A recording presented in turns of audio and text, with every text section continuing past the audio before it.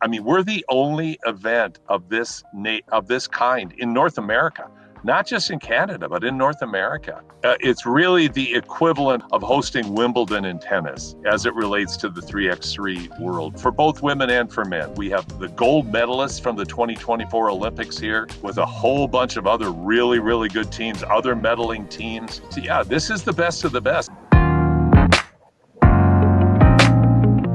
Welcome to the War Scouts Basketball Podcast with Mike and Name. I'm Name, and as always, here with my co-host, Michael Swampy. We're back. We're back for the third time, folks. Yeah, we're back for the third time in 6 months. Great to see you. Holy man, it's been a while. A little bit of a hiatus. Our last episode was March Madness. Yeah, and it is now July.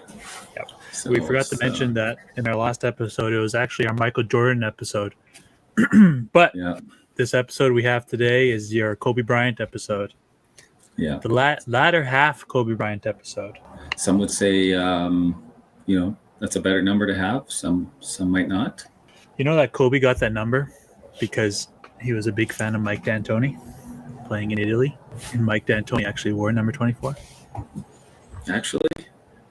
Actually, yeah. Unless I'm sharing fake news on the pod, I don't think so. I'm almost certain that Kobe chose 24 because of Mike D'Antoni. AI, bro. It was AI. Yeah. Cool. That's a cool fact for the day. Yeah. What you been up to lately? Oh, we are, when I say we, I mean teachers all across North America are on summer vacay. Whoop, whoop. I've been off for about almost a week. So, yeah, just enjoying the break, enjoying the sun, getting outside, all the good things. Getting that nice golf tan going. Cool. There you go. Nice. Good for you. Well-deserved break. Teachers put in long days. It's not just the time in the classroom. It's all the hours after. Yeah, just like when you're working on your game. It shows up when you're on the court. Nobody sees those behind the scenes hours you put in for all that work. Well, name just cut out. So I'm going to be doing this podcast solo. Let me redo the introduction here. Welcome to the War Scout. No, I'm kidding. Welcome back, Name. Oh, thanks. Yeah, start talking about teachers and I got cut. I know my Wi-Fi must have just dropped me or something, but yeah, it's all good. Yeah, I'm doing good. Just I'm still working, keeping busy. Been to a couple powwows already this summer. Getting my powwow tan on. Yeah, I saw that. Yeah. Still in school, taking summer course. So keeping busy with that. Yeah, I've also been playing volleyball. I haven't really played any basketball at all. I got asked to play co-ed indoor volleyball. I said, sure, why not? I haven't played volleyball in like 5 years, and it's been pretty fun. It's a nice way to get a sweat every week and just stay active. Especially you who had suffered a torn Achilles before. Yeah, I don't think that wasn't affecting me too much. Like probably like just more of a. And so Name's Wi-Fi was like, all right, guys, we don't want to hear about rec volleyball. And so Name keeps cutting in and out. If you're watching on YouTube, you already know this, but it's just me solo right now on the feed. And that's okay. Name's coming back right now. In 3, 2, 1. Good. I don't know if that's my Wi-Fi or what. Like.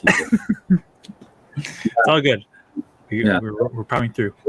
Or just like being out of shape. Like, but the first game or two, my Achilles were both sore. So I've been trying to like do a lot of ankle mobility stuff and also working on my calves because they're already huge. But yeah, just trying to get them stronger and make sure that I'm avoiding injury while I'm out there. Yeah, I also went to a couple conferences. I went to one in Vancouver. That was in May. This is how long it's been. And then I was just in Winnipeg like 2 weeks ago. I was at a conference there too, and talking about my research and stuff with for school, and actually ran into somebody there, Stacy Lorenz, who used to coach over at Augustana. Oh, yeah, Augustana alum. Yeah, it's just kind of like, it was kind of funny because we were talking about our past lives in basketball, because like I'm not really in basketball anymore, and I kind of doing a lot of like my schoolwork's focused on hockey. So yeah, kind of interesting. Stacy is he's the vice dean at Augustana. Oh, is he? Oh, he's a big deal. Yeah. It's a big He's deal. a big deal. Okay. Oh, I should have paid my kudos to him while I saw him. I didn't know that. Yeah. So Stacy used to be a coach at Augustana back in the day. So that's the history there. Yeah. Yeah, and they had some wagons back in those days, early 2000s, and I think we were talked about a little bit when Truman was on, but yeah, they had some really competitive teams, and we were just talking about that, and like talking about like Darcy and Truman and like the late Barney, all those guys being on his team back then, and yeah, just good reminiscing. So if you guys caught the last episode like 16 months ago, no, it was our last episode was in March. It was with me and Naylor. Name couldn't make that episode, but me and Naylor made some March Madness picks.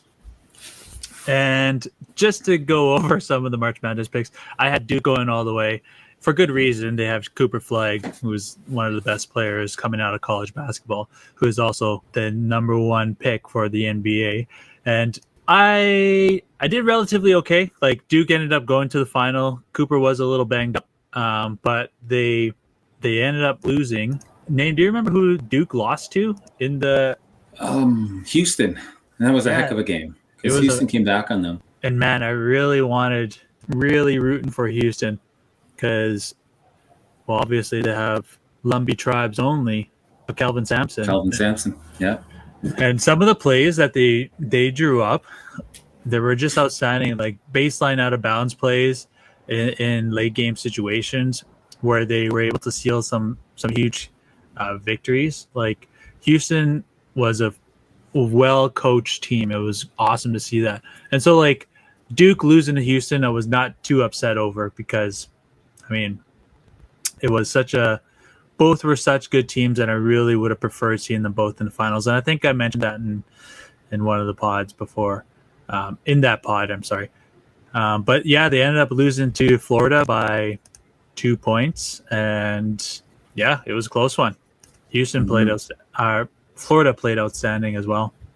Yeah, they came back to win that game too, and like Houston had a pretty good lead on them, and it just shows like how quickly you can lose control of a game, because they got into a lot of foul trouble really quickly, and that kind of turned the momentum around in that game, because I think they had like a 16-point lead at one point. Our listeners are like, oh my God, that was a long time ago. You guys are going over this now? Yeah. You're still talking about that? What a great game. What a great tournament. Yeah. All those guys have entered the NBA draft by now and have been drafted. Yeah. So you've been hooping lately. How's that been going? Where have you been playing in tournaments, men's league? Well, I got invited to play in a few tournaments. Sixica tournament just recently, the Blackfoot Invitational, just wrapped up last weekend. I think our boy Ronnie Battle's team, or the Vancouver Chiefs, ended up winning that one. So I was invited out to go and play. I suffered a knee injury, so I unfortunately had to miss that one. And then I had a work event happening. There's a Thunderchild tournament that was happening a few weekends ago, and I unfortunately had to miss that one. So just been really busy. Unfortunately, couldn't make it. The Thunderchild tournament I heard was an awesome, very well-run tournament, and I think our ENBA boys, our Edmonton Native basketball team, finished second to Mike Linklater's team. That Thunderchild tournament was a one-dayer, right? Like it was a full day. Like that's crazy. Yeah, pretty unreal. Yeah, I heard it was a good one. Yeah, which I don't mind. Like, I wish I wasn't busy, because then one day is perfect. Drive up in the morning. You end up playing like 5 games or 6 games, whatever, which is a lot. And so the final is just, it's very slow, and fatigued, but I don't mind that at all. Don't have to pay for rooms. That's huge. Yeah. Keep the Show up. costs low. Yeah, exactly. Costs Show up, low. ball, and then that's it. Yeah. Like I said, boys would have won if you went. Had a really good squad though. Like Yep. I saw the photos after we had talked with Dakota. Yeah, a really good team that they took over to Thunderchild. And, Yeah. Our buddy Lee Danifer, he played. He was our import. Oh man, I really wanted to go because if anybody knows Lee Danifer, knows that he's a shooter. Loves to shoot a 3-ball. But he played professionally in Poland and was an amazing import to have. And then also had a big man, Julian Roche, who played at SFU, but also played overseas professionally too. Lee was telling me afterwards, after some of the games, he was like, "Yeah, big man was good. Loves to dunk the basketball." Nice. Good. Great. And Lee has always been an outstanding shooter and basketball player, and just kind of overcoming the odds of people have always kind of counted him out, but he's always been good. He always went from Grand Prairie right to Augustana. Yep. And then McEwen playing U Sports, and then now playing pro, and just kept his dream going and kept those goals in sight, and he worked hard for it, and just outstanding. Would have been great to play with him and the other Julian, you said, right? The pro. Yep. Julian Roche. Yep. Yeah. Would have been great. Hopefully, soon we can bring those two out again, enter some other tournaments. So basketball news, Dame. Cool. Well, we just heard some big. Yeah. We're back on the StreamYard here. Oh, right. We have technology. The world of basketball. That's right. We have technology again. Yeah. All right. Yeah. In the world of basketball, what do we got going on? I think 2 weeks ago or a week ago, we heard that July 5th in the province of Saskatchewan is declared Michael Linklater Day. Oh, that's pretty huge. Yeah, that's pretty huge. So on July 5th, make sure you're wearing your Michael Linklater jerseys, your Michael Linklater t-shirt, anything Linklater you got, make sure that you're wearing it that day, just to celebrate Mike and all of his accomplishments that he's had over his career. Congratulations. This is really well deserved. I'll wear all my second place hoodies that I've won against him in the final. This freaking guy. Yeah. We could have won a few if he wasn't there. Yeah, that's right. He was the only guy in the way of winning these. Yeah, he was the only guy. Yeah, that's funny. Speaking of Mike, what's your favorite Michael Linklater memory? I can think of one right off the top of my head. We brought a War Scouts team to a tournament in Mistawasses, and I was guarding Link, and he just literally went right to left, but it was like a simple crossover, but he just exploded so fast that I just could not keep up. And there's a photo of me, and I put it on my Instagram a while back after the tournament, and the photo is like a snapshot of me stepping with my right leg, lunging, trying to go in the other direction while Linklater's just blowing right by me. And in my caption, I was like, "How my Monday's going?" It's getting crossed up. Yeah, I remember that was 2016, and that was the Canadian Native Basketball Championships that Robin was hosting. Yep. Yeah, I remember on that.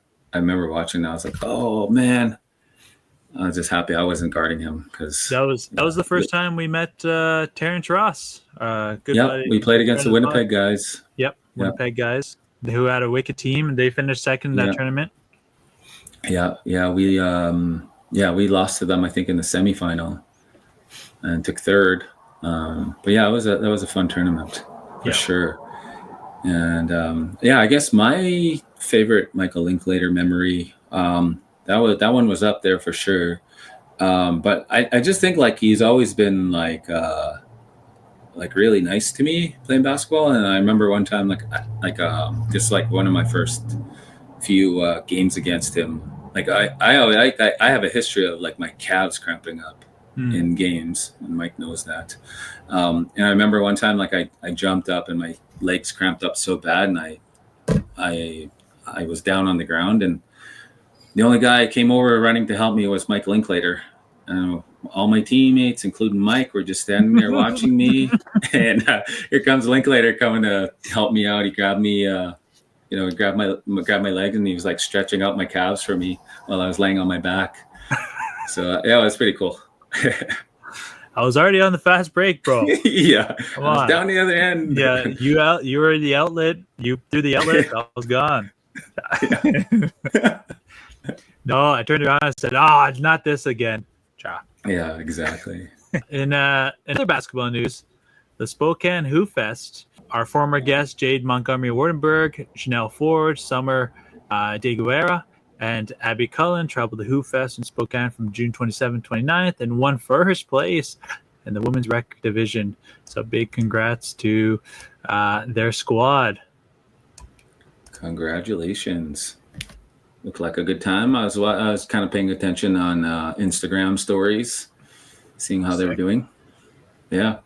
And another thing for our news is I have a powwow pitch $500 youth winner, Caleb Montgomery Reed from Similkameen Seal Basketball, won $500 to go towards his company, Reverence Basketball, which is an Indigenous-led basketball training and mentorship program offering elite skill training and basketball camps to youth. And that's from the Powwow Pitch Instagram.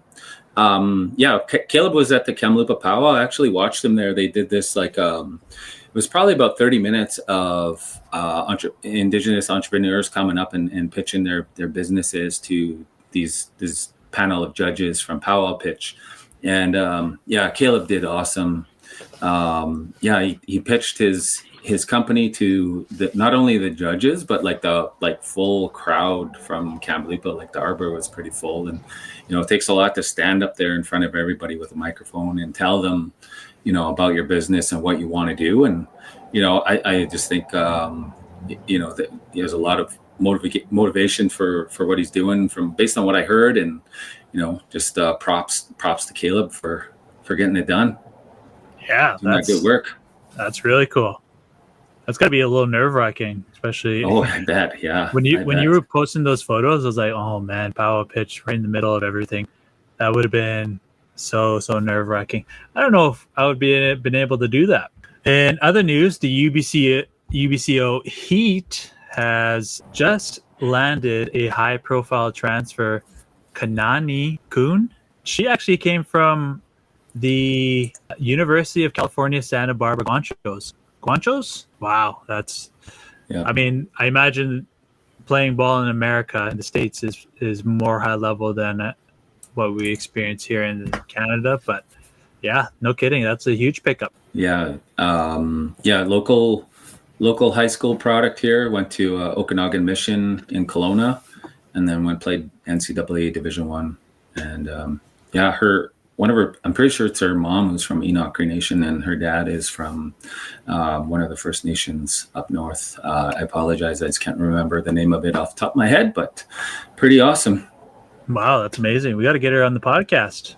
Yeah, come on the pod. Yeah, I imagine you can make that connection to their name, get her on the podcast. We'll start talking some UBCO hoops, and that'd be awesome. Yeah, I'll see what I can do. Counselor name. All right, and got a basketball camp coming up at Nisto Ball Youth Basketball Camp, July 24th to 26th in Martinsville, Warman, Saskatchewan.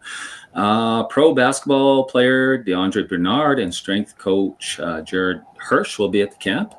DeAndre is from Ajax, Ontario, and is a former NCAA Division I basketball player. Has been playing professional basketball since 2021 and has been in the CEBL as well with the Edmonton Stingers and Saskatoon Rattlers.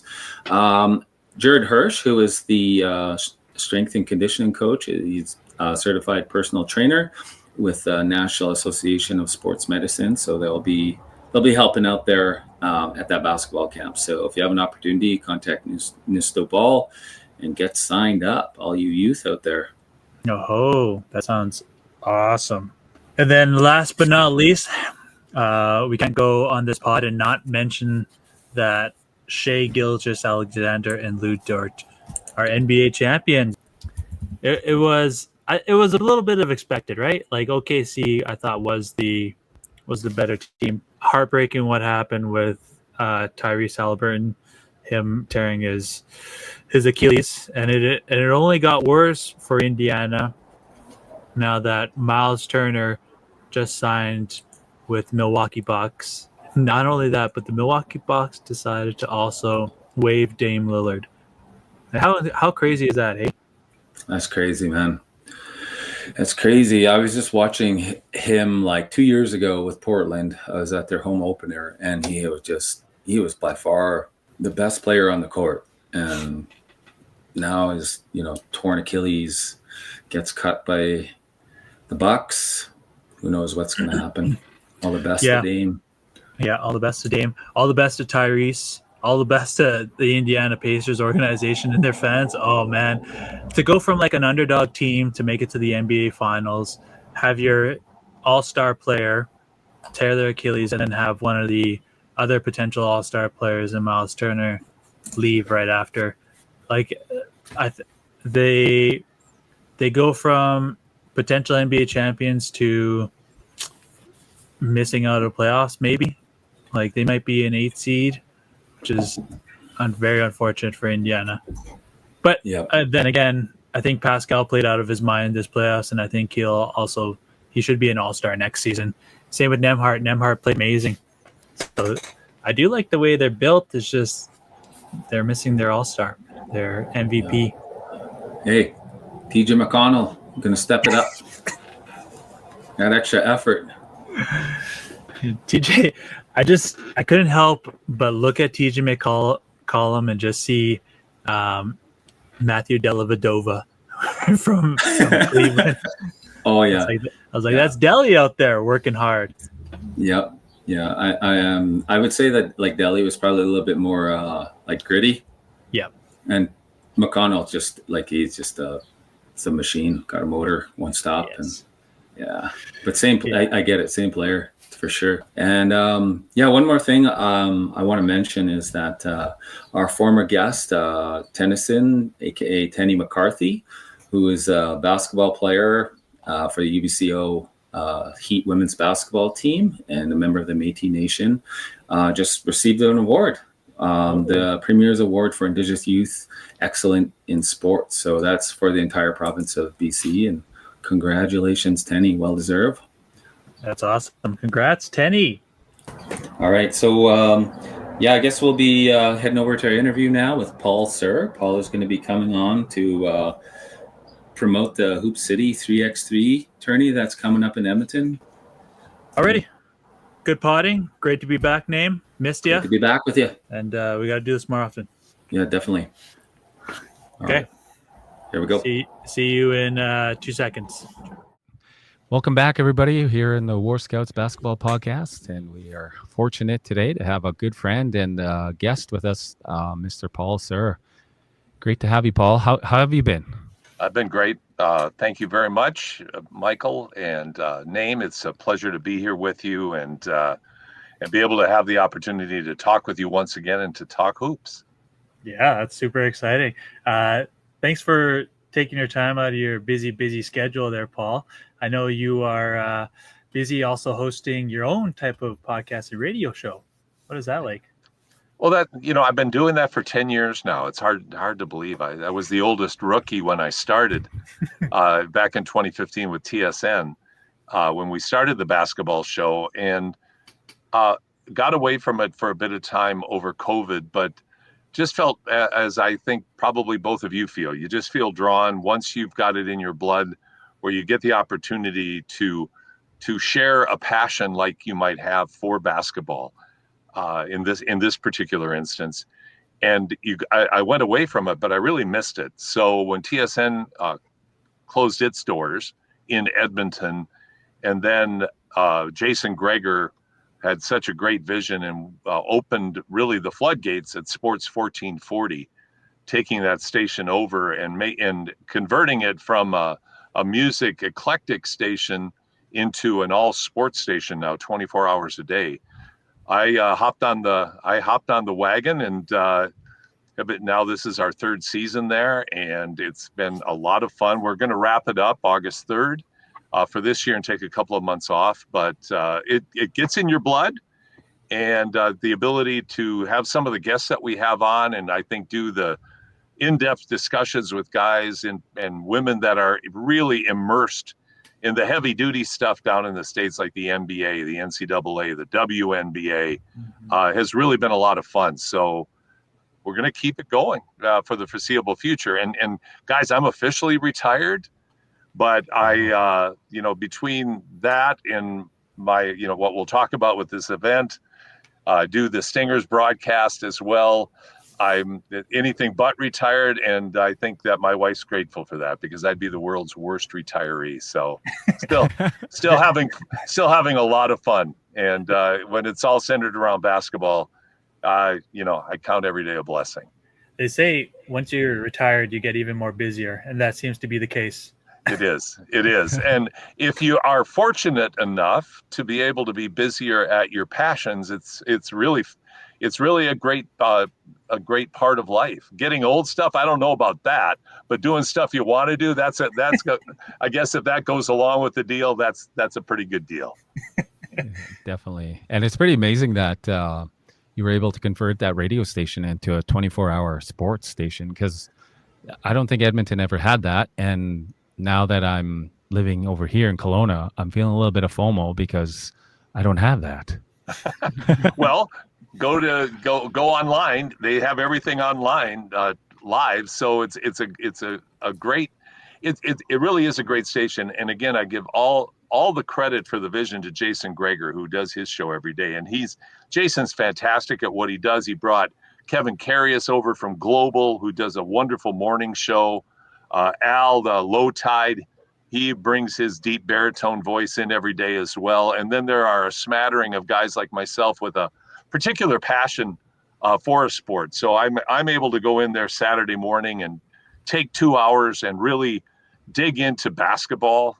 We do everything from very local grassroots to the Stingers and the CEBL is going on right now. And like I mentioned before, into the NBA. So yeah, it is great to have. And not only that, but then there's also Edmonton Sports Talk, the all digital station here. And they've got a fantastic lineup of hosts. So Edmonton, out of the ashes of TSN, the Phoenix has risen with not one, but two really great sports options here in the city of Edmonton. That's awesome. And I think you're right, because like once it gets in you, like doing this and talking to people and building relationships with people through avenues such as a podcast is a great opportunity to get to know people, hear their stories, and share them with others. And, for you to be able to continue that through the basketball show, it's pretty amazing. And I think I speak for Mike too when I say like we feel just as fortunate to be able to do this and even just sit down and chat with you, Paul. Well, likewise. And the fact that you guys are doing it, and what I love is that you both do so much for your community, and and you're both explorers. You're both people who are constantly looking for ways to give back, but to give back with meaning and nuance. And I think that's so important, because you have to find new ways to communicate, to reach people, to share something you're passionate. And there's nothing better than sharing something you're passionate about, because then it's easy. Then it's not work. The conversation flows and it comes from a deeper place. So what you guys are doing is fantastic. And like you said, once it gets in your blood and you start yakking about something, it's pretty hard to turn the tap off. That and your passion also brings out like many rewards, things that you find are very rewarding for you. And one of those things I'll say, we're going to get into it. You're going to talk a little bit about the 3x3 event that's coming up. But last year I was able to attend it and I got to see Jimmer Fredette. Like, what an experience that was. That was so cool for me to be able to actually see that guy who played in the NBA live. And that must have been rewarding for you as well. Oh, it really is. The opportunity, of course, to see Jimmer and all of these other great players from around the world. Like, these are the best of the best. And we've had the opportunity to go and watch a number of international events in other countries and other areas of the world. And you get to see how events are handled in different cultures and different locales. Of course, we're following our son Steve when we generally go to a 3x3 event. But to have them come to Edmonton, I mean, we're the only event of this kind in North America, not just in Canada, but in North America. And by that, I'm referring to FIBA 3x3, the international governing body, the international sport. It's really the equivalent of hosting Wimbledon in tennis as it relates to the 3x3 world for both women and for men, because we're proud of the fact that we host the top events. This year in both men's and women's events, we have the gold medalists from the 2024 Olympics here, with a whole bunch of other really, really good teams, other medaling teams. This is the best of the best. And certainly Jimmer Fredette, who's unfortunately his 3x3 career ended tragically with a terrible injury in the Paris Olympics right out of the gate. But now he's giving back as well, because he's heading up the American men's efforts in 3x3. So like yourselves, he's finding ways to give back too. So I'm glad you were able to be there last year, Michael. I hope you guys are around this year. With 3 kids and doing the 872 things you told me about before we went on air, I know that it might be tough for you to get here, but at least join us online.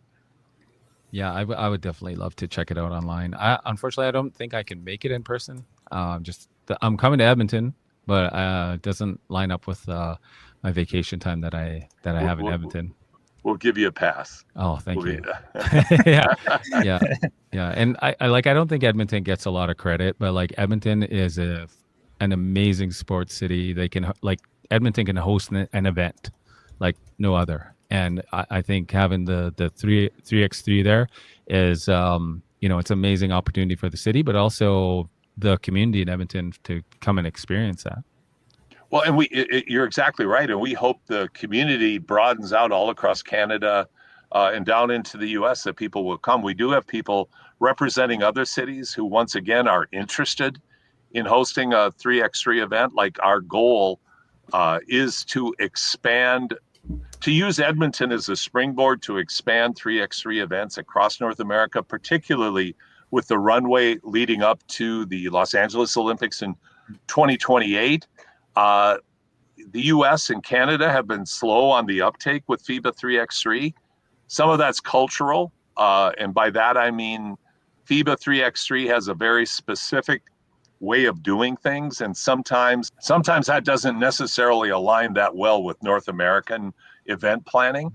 We've been the kind of stubborn, forge ahead types here in Edmonton. We had our first 3x3 event in West Edmonton Mall in 2018, took the 2 years off for COVID, and then right back at it the last 3 years downtown, now back to West Ed.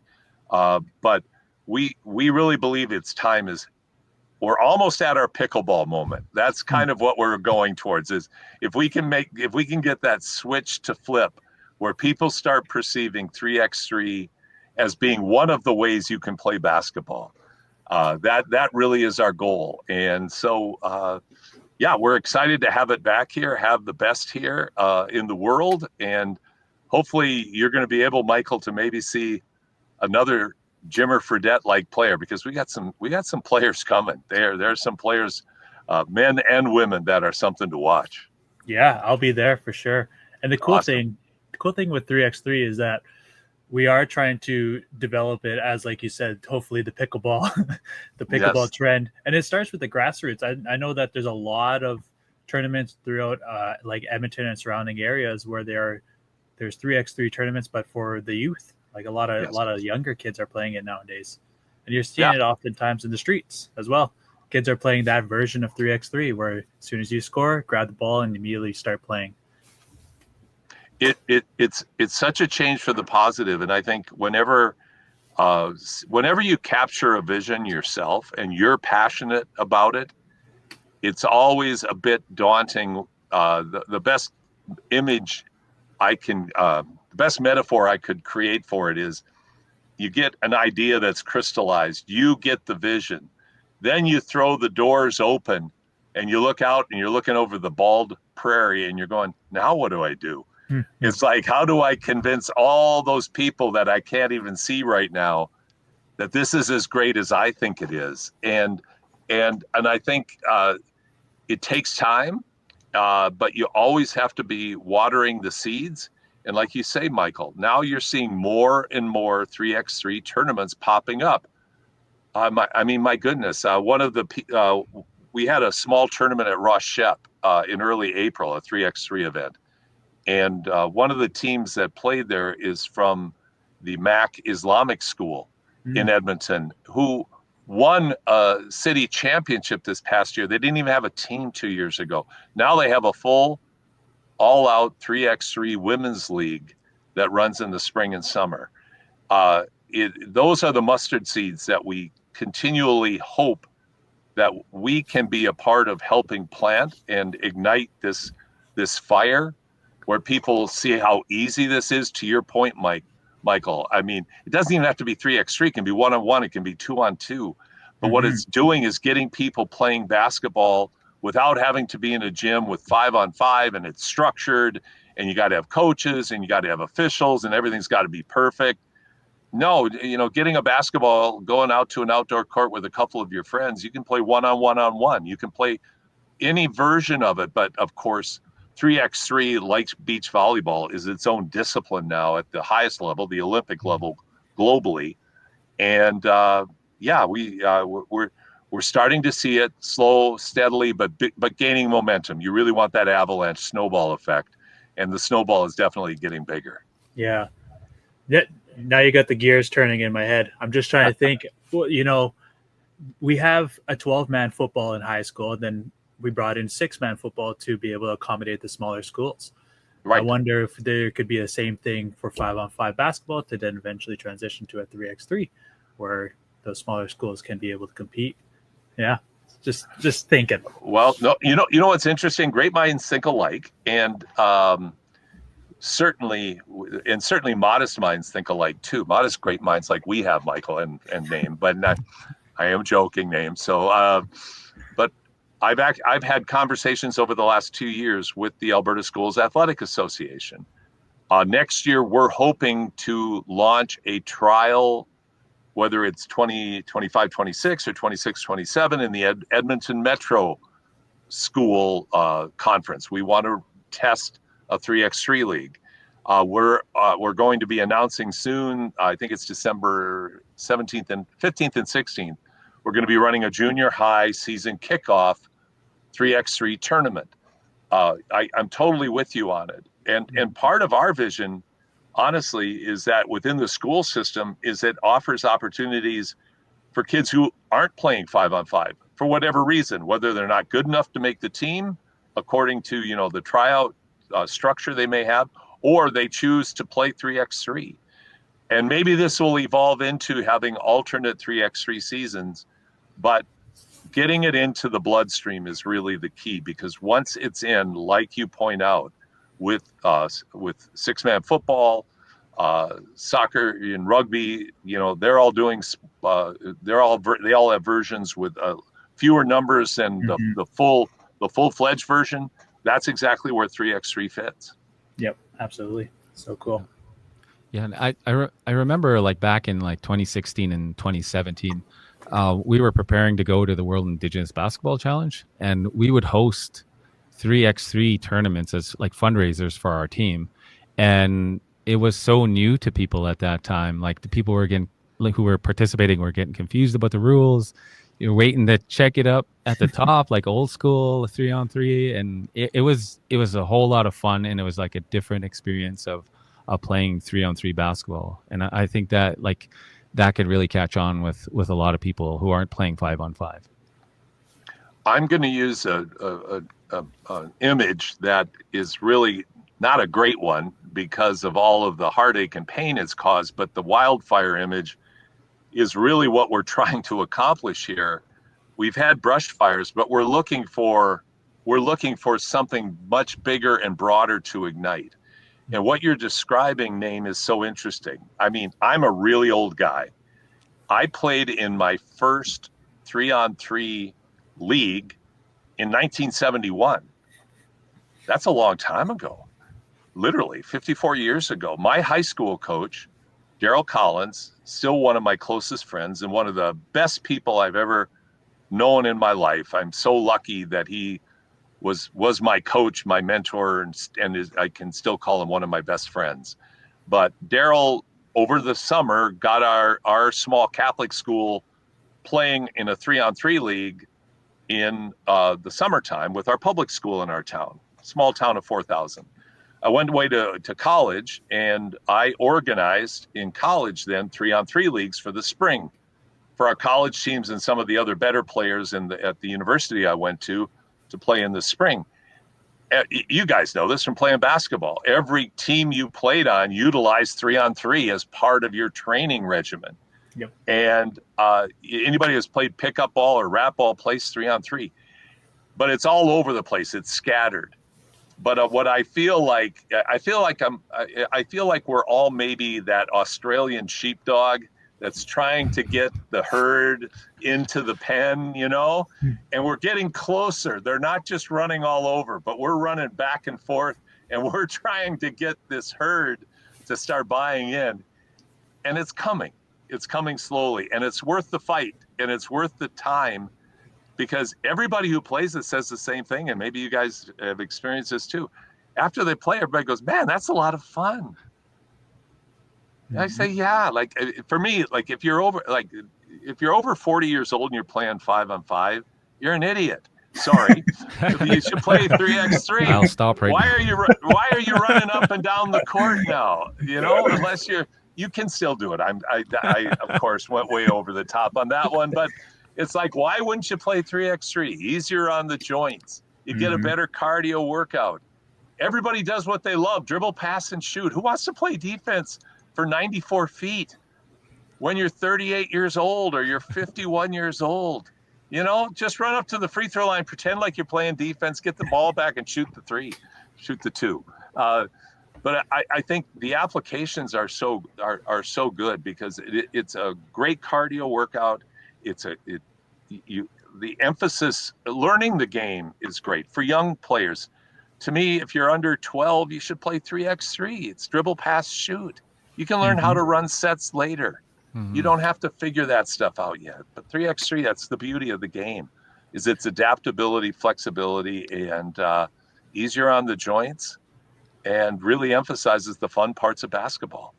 Yeah. Even though the games are relatively shorter, there's still more opportunities to be able to get the ball and work on your skills in that sense too. Like, yeah, the amount of opportunities 3x3 provides is huge. Anybody who plays 3x3 the way the rules are structured, 12-second shot clock, 10-minute stop time games, you play 3 games in an hour and a half, you're bagged.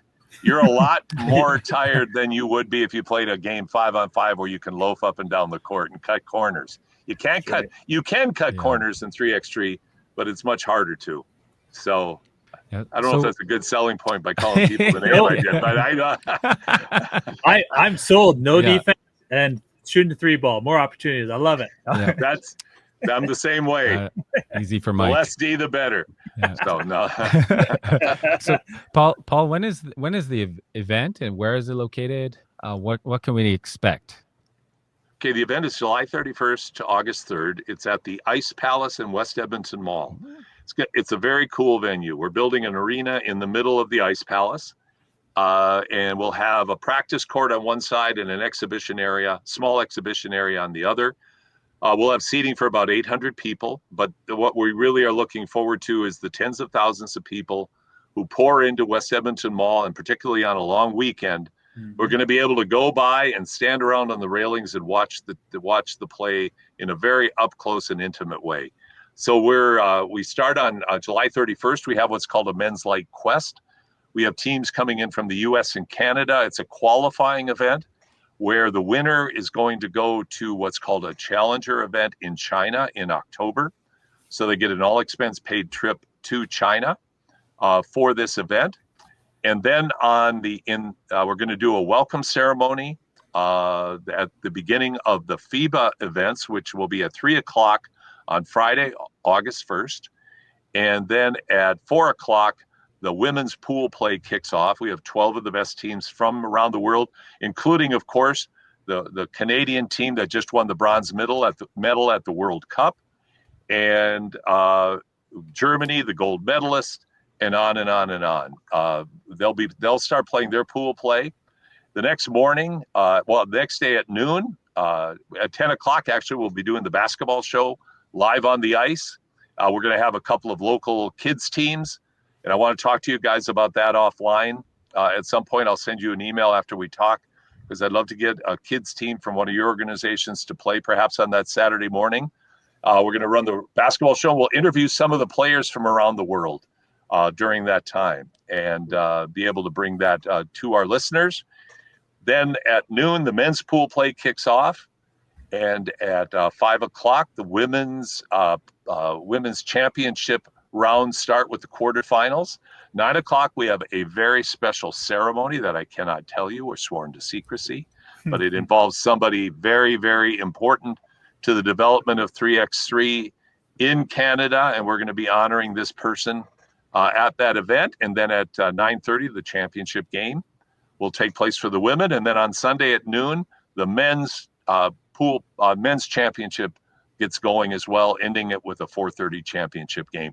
But on Sunday as well, we have our long distance shootout finals. We also have our slam dunk competition, where we have flown in 3 of the top dunkers in the world who fly in specifically. They are professional dunk artists.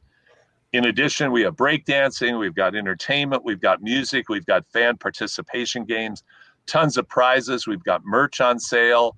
It's a family-friendly festival. It is free. There is no charge.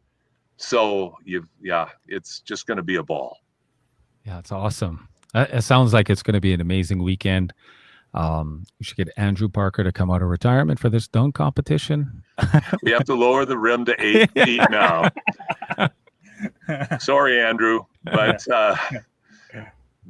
the high fly is not as high, but you can still fly. So he's. Yeah, and what a perfect venue for exposure. West Edmonton Mall, Ice Palace.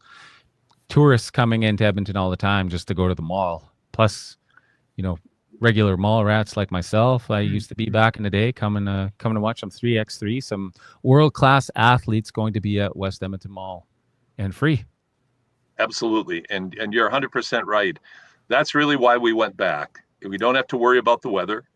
We love being downtown. We love being part of revitalizing the downtown core of Edmonton. But between the weather and just the ability to reach tens of thousands of people, as opposed to work as hard as you have to work, and again, it's all worthwhile, but as hard as you have to work to draw people to the downtown in the middle of summer, when there's so many festivals going on, there's so many opportunities to do things in the summer. We just feel real good about this event. Great partners at the Others Entertainment Group that we're grateful for. We also consider our partners at West Edmonton Mall, along with all of the support that we receive from the province of Alberta, the city of Edmonton, Explore Edmonton. We just have such fantastic community support that we're really thrilled and excited to be back in West Ed. Yeah, I just want to mention, I'm looking at the schedule here. Like, there's going to be tons of exposure, but not only that, but the event itself is pretty inclusive. You're going to have juniors, some junior teams playing as well, but you also have a wheelchair challenge as well. That's going to be taking place August 3rd. So really, really cool in terms of inclusivity that the event brings. We don't have the major event we had the last 2 years, where we had last year about 125 teams. We couldn't get it organized this year, make the transition, move over to the West Edmonton Mall North parking lot. We hope to bring that back next year. But you're right, Michael, that's a very important part of this, is we want it to be inclusive. We want it to be accessible. This is for everybody, because we really hope 3x3 is that additional spark of inspiration, spark of hope. See the Canadian women play, who have competed in the Olympics. We want to inspire young women. We want to inspire young men. We want to inspire new Canadians. We want everybody from all communities to feel welcomed and to feel a part of this. And that to me transcends everything else we're trying to do. Is we want 3x3 to be as inclusive as a sport can be, and provide that platform for hope for people's lives. That's great. And I heard you mention that you were looking at the possibility of the north parking lot at West Edmonton Mall. I don't know if you guys remember the old days. Oh, yeah. Where Yeah. we're All you old heads out there. Oh yeah, playing in the rain. I mean, it was I don't know that would fly anymore, but it did 15 to 20 years ago. But we have ambitions to reintroduce outdoor 3x3. The challenge, though, guys, compared to when you were young, is that now there's so much basketball being played all the time that what we found was, for our event to be successful, was really challenging, because everybody's already playing who loves basketball. We want to offer it, though, for the kids who don't have the opportunities for, like, club, they can't afford it, something comes up. So we're content having an outdoor event that's smaller in scale. But what our ambitions are for the 3x3 Basketball Association, which is the not-for-profit that I founded, is to get more tournaments into schools and into communities in the way you described earlier in our conversation, Michael. So it becomes a year-round thing, not just a one-off thing every summer. I love it. That sounds great. Well, we really appreciate you, Paul, and taking your time, again, your busy schedule, and providing us with this. I have one last question, and this is a little, I just want to know, what is either your favorite moment in hosting these events? Do you have a favorite moment, a favorite team, a favorite, something that may have occurred during one of these events that you? Oh, that's a great question. I think my favorite, I'm going to give you two. I'm going to give you two answers, and I'll dodge it by saying one will be male, one will be female. So that would be it. My favorite moments, it's one continuous moment, is that every year that we've hosted this event, no matter who has been here, our Canadian women have won every one of our events, and they've beaten some really, really good teams to do that. And they are a juggernaut. They're a leader internationally. And Michelle and Catherine Plouffe, of course, from Edmonton, but Paige Crozen, who's from Humboldt, Saskatchewan, but lives and works in Lethbridge, along with Casey Bosch, who is from and lives and works in Lethbridge as well. They represent not only our country, but our province so well. So that's one of the moments. The other, very much a homer, is watching our son Steve play in the event. And, he's won the shootout, I think, 4 out of the 6 times we've held it. And so those are proud moments, of course, as a parent. But I think in its totality, the fact that we have been the city, we have been the city in North America who picked up this mantle and have run with it and persisted even when others haven't done it. And I think our determination is a reflection of the city of Edmonton, and the kind of determination that we're a city that punches above its weight. In spite of our geographic location so far to the north, doesn't matter. We still do it better than everybody else. That's right. Congratulations. Yeah, it's great work, Paul, and 3x3 team. So once again, Hoob City FIBA 3x3 World Tour Women's Series, July 31st to August 3rd at West Edmonton Mall. And you can go to 3x3ba.ca and get information about the event as well. Awesome. Thank you, Paul. Hi. And it's wonderful to see you guys. Thank you. God bless. And again, I appreciate what you're doing. Thank you.